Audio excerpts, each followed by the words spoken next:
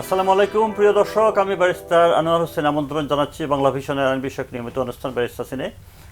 এই অনুষ্ঠানে মূলত আমরা আইন এবং আদালত বিষয়ে কথা বলে থাকি।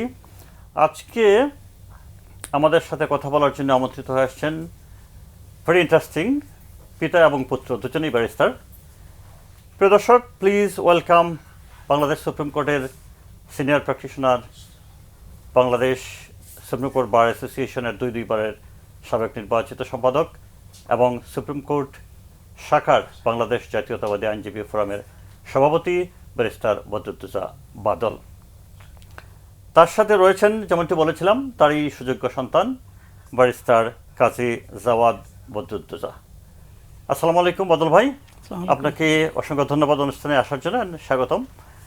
তোমাকেও ধন্যবাদ জাওয়াদ অনুষ্ঠানে আসার জন্য, and welcome to the programme. Badal ভাই, তার আগেও আপনি অনুষ্ঠানে আসছিলেন, আপনার সম্পর্কে তো আমরা কিছু জেনেছি। যেটা জানা হয়নি আগের অনুষ্ঠানে, আপনার পরিবার সম্পর্কে যদি একটু বলেন। Thank you. তো আমাদের প্রফেশনে আসলে আমার ভাই বোনদের মধ্যে সবার বড় ভাই লয়ার ছিলেন, জামাল বারের প্রেসিডেন্ট ছিলেন অ্যাডভোকেট আখতারুজ্জামান সাহেব। তো ছোটকাল থেকেই দেখতাম ভাইয়ের চেম্বার, ভাইয়ের কোর্টে যাওয়া আসা সব মিলে। তো পরবর্তীতে তো আসলে ল পড়া হলো, ল ডিগ্রি নিয়ে প্রফেশনে আসলাম। আপনার কয় ছেলে মেয়ে? আমার 3 ছেলে মেয়ে। বড়টা মেয়ে, তারপর ছেলে, ও তারপর আর ছোট মেয়ে। কে কি করছে? ও বড় মেয়েটা এলএলবি অনার্স এলএলএম করেছে বিপিপি থেকে। বড় মেয়ে করে এসে ও আবার বলতেছে যে বাবা এই প্রফেশনে একটু আস্তে ধীরে আসি। তো ওর নিজের মতো করে একটা গ্লেরোমা বিডি নামে একটা ভালো মানে সেন্টেড প্রোডাকশন সে নিজে করে ফেলছে, বলছে যে আমি প্রফেশনে পরে আসতেছি আস্তে ধীরে। আর ছেলে তো বার করে আসছে, আর ছোট মেয়েটাও বার করতেছে এবারে। হ্যাঁ, ব্যারিস্টারি পড়তেছে এখন। আর আমার ওয়াইফ লয়ার, সুপ্রিম কোর্ট বারের মেম্বার লয়ার সে। তো আপনার পুরো পরিবারটাই তো আইনজীবী পরিবার? হ্যাঁ, আইনজীবী পরিবার, মাশাআল্লাহ। এই কি কথা ভাই। জাওয়াদ, তোমার কাছে আসছি। তোমার বাবা যেমন ব্যারিস্টার বাদল ভাই বলছিলেন, তোমরা উইলিংলি আসছো। আসলে কি উইলিংলি আসছো নাকি অন্য কোনো ভাবে? জি আঙ্কেল, জি স্যার, উইলিংলি এসেছি। আমাদের ছোটবেলা থেকে মানে আমার অপশন ছিল আইদার ব্যারিস্টার হবো অথবা এরোস্পেস ইঞ্জিনিয়ারিং। সো ও লেভেলও ওইভাবে মাস্টার মাইন্ডে অল সায়েন্স সাবজেক্টস 10টা সাবজেক্টে 9টা স্টার নিয়ে গেলাম। তারপর এ লেভেলসও ফিজিক্স, কেমিস্ট্রি, ম্যাথস সব সায়েন্স সাবজেক্টসে। তারপর 3টা স্টার একটাই। তখন আমি চিন্তা করলাম ইউএসএও অ্যাপ্লাই করেছিলাম এরোস্পেস ইঞ্জিনিয়ারিং, পাশাপাশি ইউকেতে কুইন ম্যারিতে এলএলবির জন্য অ্যাপ্লাই করেছিলাম। পরে এলএলবিতে অফার আসলো, আর চিন্তা করলাম যে আলটিমেটলি দেশেই সেটেল হবো, একসাথে ফ্যামিলি মিলে সবাই মিলে একসাথে প্র্যাকটিস করব। যার জন্য পরে এলএলবি আমি কুইন ম্যারি থেকে করলাম। তারপর call to the bar Lincoln's Inn থেকে, আর সিটি ইউনিভার্সিটি অফ লন্ডন থেকে বার কোর্সটা শেষ করেছি with merit. Call to the bar Lincoln's Inn থেকে কল টু দ্য বার যেদিন হয় সেদিন নিশ্চয়ই আমরা উইক পরে সবাই একটু আনন্দ উৎসব করি। তো সেই পরিবেশটাই আজকে আমি দেখতে চাই তোমাকে, এবং অবশ্যই তোমার বাবা বদরুদ্দোজা বাদল ভাইকে। সবাই যদি একটু উইকটা পড়েন। ইন দ্য মিন টাইম আমরা টিভি স্ক্রিনে কল টু দ্য বারের কিছু তোমার মেমোরিজগুলো দেখে নেব।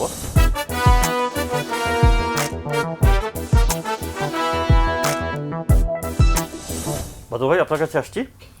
পত্রিকার একটা রিপোর্ট, আমরা রিপোর্টটা টিভি স্ক্রিনে দেখতে পাবো। এটা হেডলাইন হচ্ছে মায়ের কোলে 11 দিনের নবজাতক প্রিজন ভ্যানে চেপে কারাগারে। হাউ ডু ইউ সি ইট? এটা কেমন? এটা খুবই হৃদয় বিদারক বলবো আমি, যে কোনো আইনে কোথাও এই ধরনের এটা পারমিট করে না। চিলড্রেন অ্যাক্টেও করে না, বা আমাদের সিআরপিসি, সিপিসি কোনো প্রবিধানেই এই মাইনরদের জেলে যাওয়া। এবং এই রিপোর্টটা আমি পুরোটা পরে দেখেছি যে no fault on the part of the mother. Firstly no fault, secondly হচ্ছে ফল্ট হলেও তো বাচ্চাকে আপনি ফল্ট হলেও যদি মামলা হয় কোর্টে যাবে। আমাদের সিআরপিসিতে বিধান আছে, মহিলা, শিশু, তারপর অসুস্থতা, এই সমস্ত কারণে তারা 497-এ তারা বেল পাওয়ার উপযুক্ত। তার আগে আরেকটা দেখেছিলাম আমি এক পত্রিকার রিপোর্টে, 90 বছর বয়সের একজনকে, বৃদ্ধ, যিনি হাঁটতে পারেন না প্রপারলি, তাকেও কিন্তু প্রিজনে পাঠানো হয়েছিল। এগুলো আমার মনে হয় না যে জাজরা জুডিশিয়াল মাইন্ড অ্যাপ্লাই করে। রাইট, কারণ এই যে আইনে বিধান থাকা সত্ত্বেও, ইভেন কি আইনে যদি বিধান সাইলেন্টও থাকতো, তাহলেও কিন্তু এই বেলটা সবসময় জাজ সাহেবদের ডিসক্রিশনারি পাওয়ার। এই ডিসক্রিশনারি পাওয়ার এক্সারসাইজ করতে তাকে কোনো জবাবদিহিতা করতে হয় না। তো কাজেই তাদের ওই ওই যে 87 ইয়ার্স ওল্ড জেন্টলম্যান বলেন বা বাচ্চার মা বলেন, they could have been alert on bail, তাদেরকে বেল দেওয়া উচিত ছিল। বেল মানে তো খালাস না, না দে বেল মানি খালাস না, রাইট। হ্যাঁ, তা তো পরবর্তীতে ট্রায়ালে যদি তাদের বিরুদ্ধে সাক্ষী প্রমাণ আসে টিকে সাজা হবে, কিন্তু বেল দেওয়া, আর বেল কোন কোন ক্ষেত্রে হয়, যে ক্ষেত্রে দেখা যায় যে তার পালানোর সুযোগ থাকবে না, রাইট, পালাবে না, অথবা সাক্ষী প্রমাণগুলো টেম্পারিং করবে না, দেশ ছেড়ে চলে যাবে না। তো এই সমস্ত কারণ যদি স্যাটিসফাই করতে পারতো লয়ার এপিআর করতো, কোর্ট জজ সাহেবের উচিত ছিল তাদেরকে বেল দিয়ে দেওয়া। তার মানে জুডিশিয়াল মাইন্ডটা অ্যাপ্লাই করলেই Apply হয়। করে নাই, হ্যাঁ। ওকে, আপনার জন্য আমাদের দর্শকদের কাছ থেকে 2টা প্রশ্ন রয়েছে। প্রিয় দর্শক, আমরা আপনাদের কাছ থেকে ইমেইলের মাধ্যমে প্রশ্ন গ্রহণ করে থাকি। প্রশ্ন পাঠানোর ঠিকানা হচ্ছে barrister.in25@gmail.com। আমি আবার পড়ছি, barrister.in25@gmail.com। এই ঠিকানা যে কেউ আমাদের কাছে প্রশ্ন পাঠাতে পারেন। আমরা যৌক্তিক সকল প্রশ্নের উত্তর দিয়ে থাকি, যদিও আমরা প্রশ্নগুলো সিলেক্ট করে থাকি। আজকে আমার কাছে যে 2টি প্রশ্ন এসছে, সেই প্রশ্নগুলো পড়বে ব্যারিস্টার জাওয়াদ। তুমি যদি বাবার উদ্দেশ্যে পড়ে ফেলো। রৌনক আক্তার বরিশাল থেকে প্রশ্ন করেছে, আমি 76 বছর বয়সের একজন পেনশনপ্রাপ্ত শিক্ষক।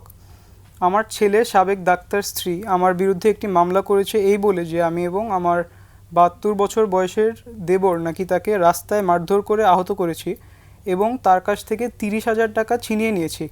পুলিশ তদন্ত করে অভিযোগের কোনো সত্যতা পায়নি, বরং ফাইনাল রিপোর্ট দিয়ে বলেছে যে ওই ঘটনার সময় আমাদের মোবাইল ট্র্যাক করে দেখেছে, আমরা ঢাকা শহরের তখন ছিলামই না। ওই মহিলা নারাজি আবেদন করে। এখন আমার প্রশ্ন হচ্ছে, ডিস্ট্রিক্ট কোর্টের জজ সাহেব এই নারাজি আবেদন গ্রহণ করে ওই মহিলার কথা মতো পিবিআইকে আরও তদন্ত করার নির্দেশ দিতে পারেন কি?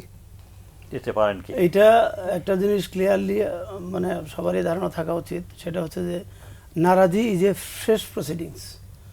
যখন কোনো মামলায় ফাইনাল রিপোর্ট ট্রুথ বলে, যেটা আমরা এফআরটি দেয়, এফআরটি দেওয়ার পরে যদি সংক্ষিপ্ত বাদী বা ইনফরম্যান্ট বা এজাহারকারী তারা যদি নারাজি দেয়, তাহলে এটা ফ্রেশ প্রসিডিং হিসেবে ট্রিট করা হয়। এখন ফ্রেশ প্রসিডিং হিসেবে ট্রিট করলে এটা ডিস্ট্রিক্ট জাজ মহোদয় যে আদেশ দিয়েছেন ফর ফার্দার ইনভেস্টিগেশন, এতে তো অসুবিধার কিছু আমি দেখি না। ফার্দার ইনভেস্টিগেশন হবে, হলেও যদি ওনার দায়ী দায়িত্ব না থাকে, উনি লায়াবল না হয়, উনি আবার কিন্তু আমাদের দেশে তো বাদল ভাই, একটা আপনি যখন পুলিশ ফাইনাল রিপোর্ট দিয়ে দিল, অন্য একটা ডিপার্টমেন্ট পিবিআই ওখানে আবার চলে গেল। পুলিশের হয়ে গেছে উভয় সংকট।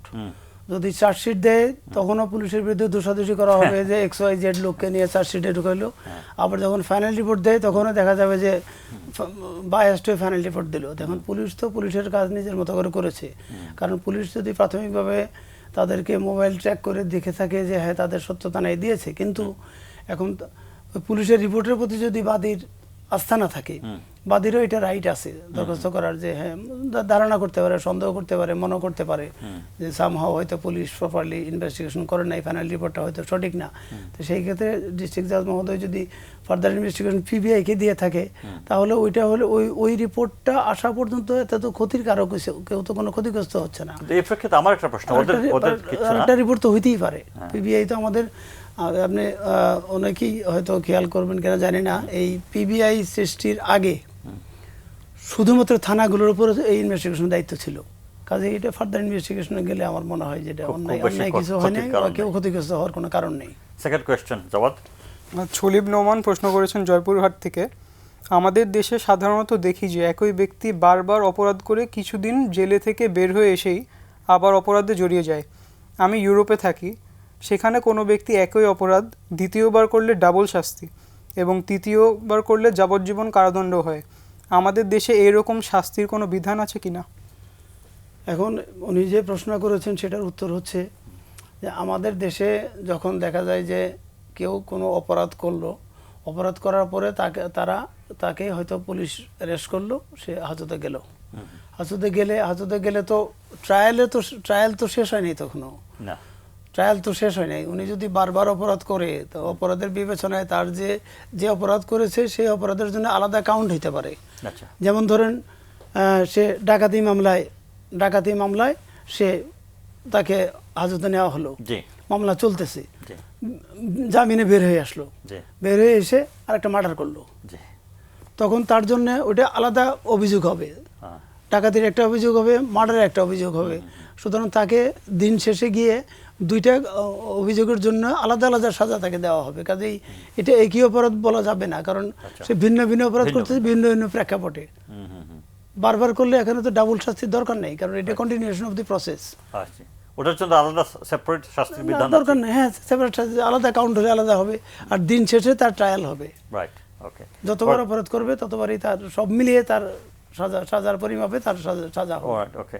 থ্যাংক ইউ ব্যারিস্টার বদল ভাই। আমরা একটা শর্ট ব্রেকে যাচ্ছি। প্রিয় দর্শক, আমরা একটা সংক্ষিপ্ত বিরতিতে যাচ্ছি, ফিরে আসছি এক্ষুনি।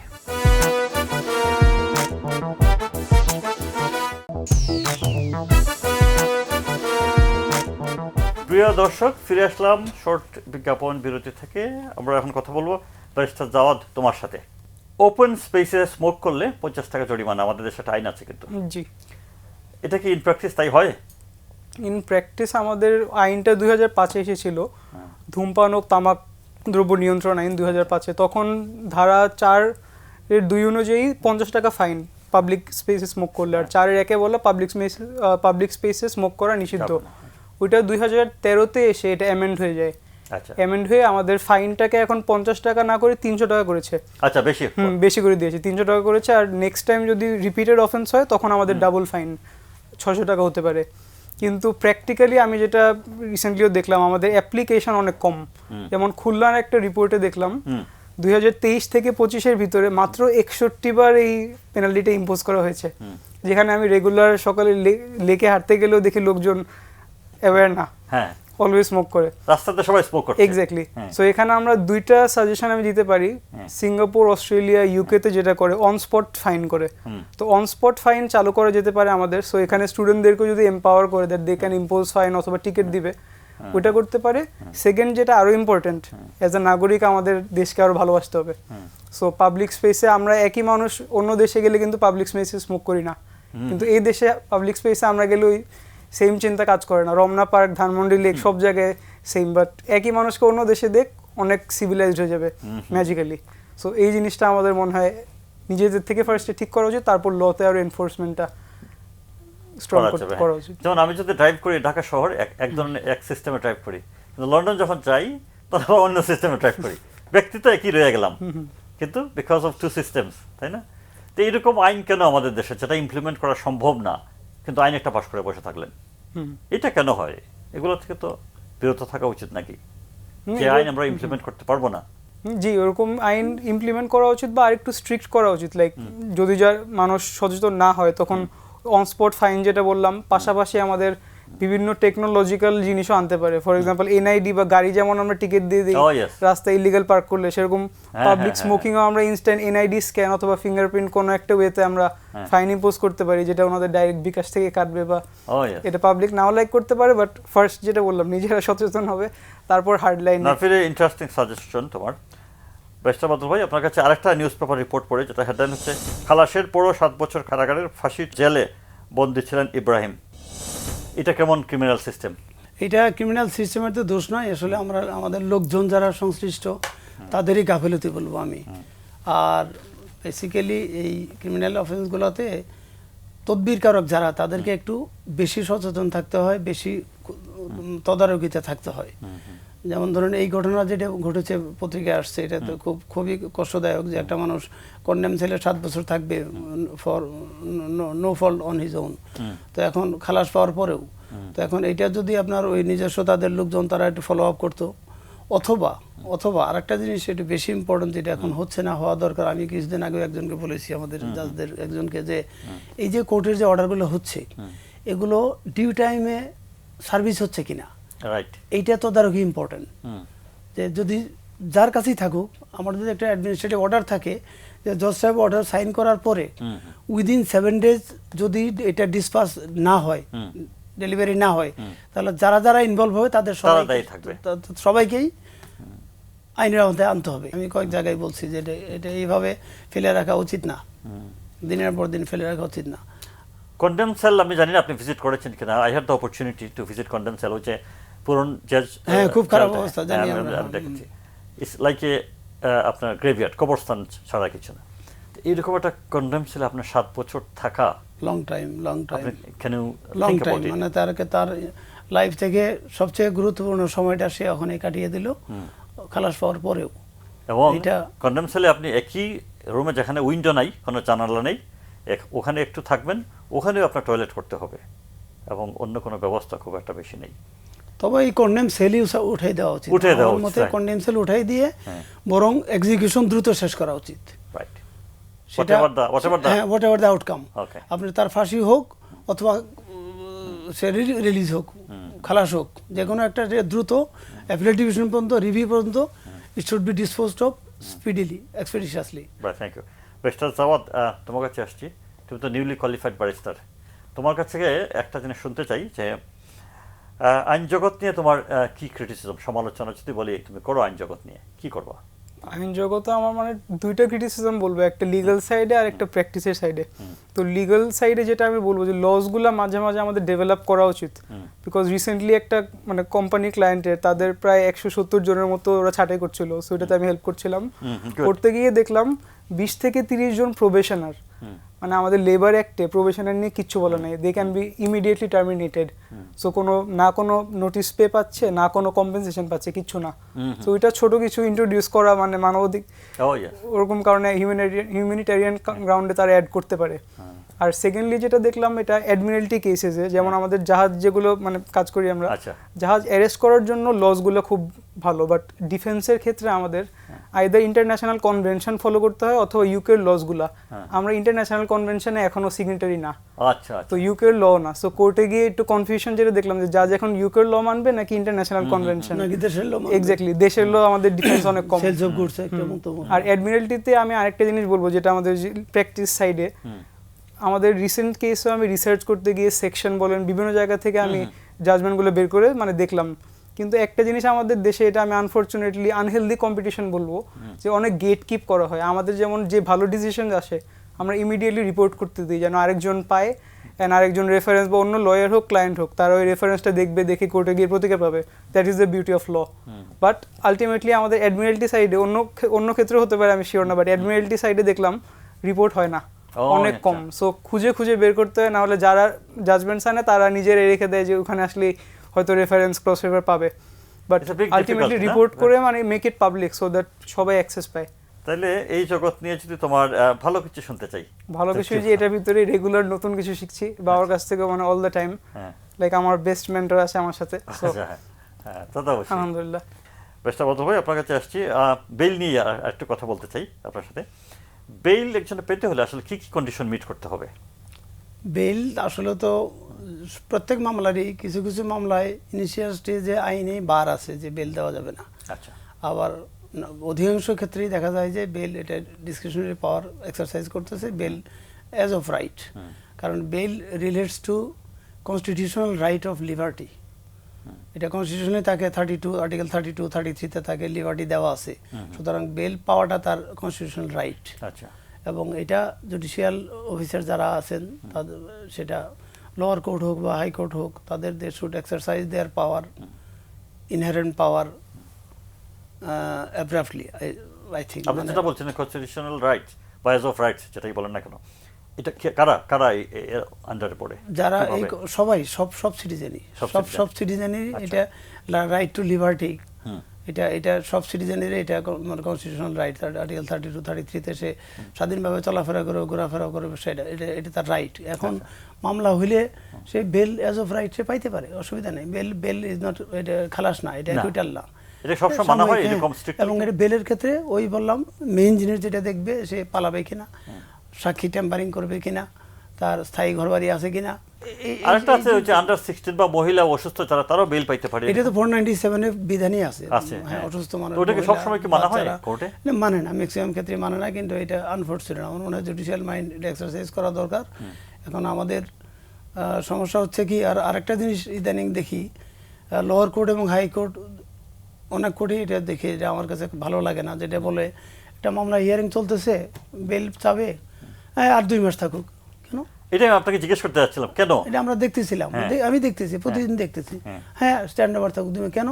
আপনি উনি তার বেল পাওয়ার রাইট থাকলে আপনি 1 ঘন্টা আজকে দেন, আপনি 1 ঘন্টা কেন বেশি থাকতে দিবেন? Right, exactly. আপনি 1 ঘন্টা কেন তাকে ডিটেইন করবেন?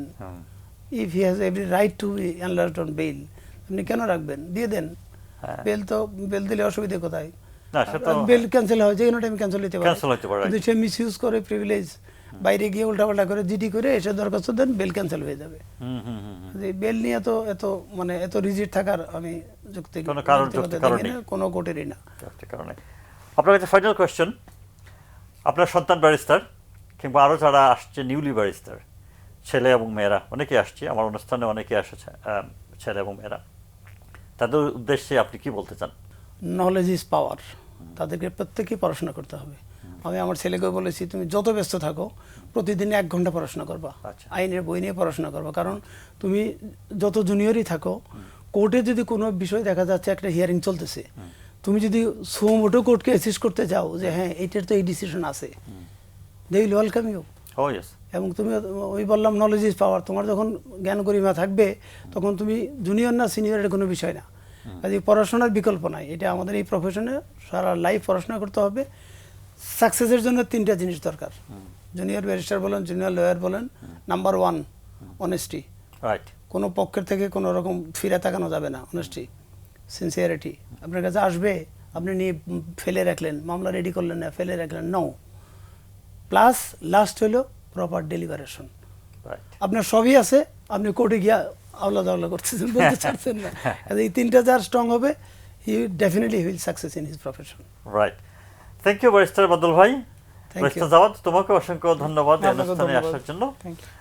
প্রিয় দর্শক, এই ছিল আমাদের আজকের আয়োজন। আগামী অনুষ্ঠানে নতুন কোনো অতিথি নিয়ে আপনাদের সামনে হাজির হবো। সেই পর্যন্ত ভালো থাকবেন। আল্লাহ হাফেজ।